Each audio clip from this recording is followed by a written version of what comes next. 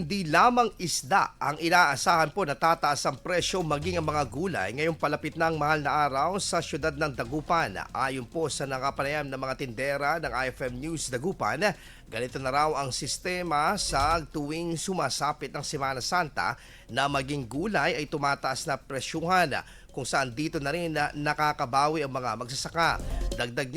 Dagdag pa ng nasabing tindera, lalo ngayong nararamdaman ang init ng panahon, nalulugi umanong ilang mga magsasaka.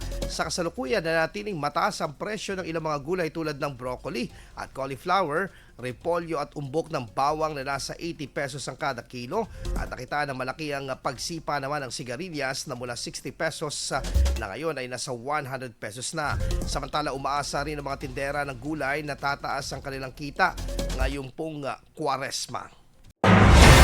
IFM News. IFM News. IFM News.